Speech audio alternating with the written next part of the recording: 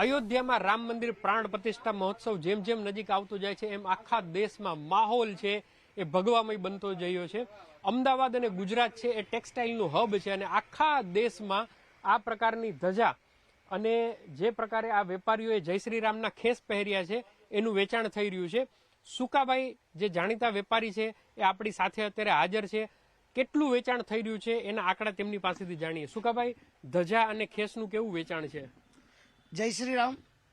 Average ખેસનું 3 થી 4 લાખનું average ગુજરાતમાંથી સપ્લાય છે। સુરત ને અમદાવાદથી મેન હબ છે, ત્યાંથી સપ્લાય છે અને ધજાઓ છે એ 4 થી 5 લાખ ધજાઓનું વેચાણ છે।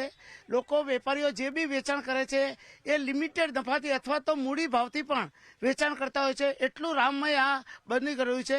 22 તારીખ જે અમારે દિવાળી ઉજવવાની છે એના અનુસંધાનમાં અમે મહિનાથી નો પ્રોફિટ નો લોસ કરીને કામ કરીએ છીએ ને સરસ કાર્યક્રમ થાય એવું રામજી પાસે આશા રાખીએ છીએ। તો જે રીતે રામ સેતુ બનાવવામાં એક ખિસકોલીએ નાનકડી મદદ કરી હતી એ જ રીતે અમદાવાદના વેપારીઓ પણ આખા દેશમાં આ પ્રકારના ધ્વજ અને ખેસનું છે એ સપ્લાય કરી રહ્યા છે। તો ચોક્કસપણે કહી શકાય કે જે રીતે ઉત્સવ છે, જે રીતે લોકોમાં ઉત્સાહ છે, એટલે 22 તારીખનો મહોત્સવ છે એ ન ભૂતો ન ભવિષ્યથી બની જશે।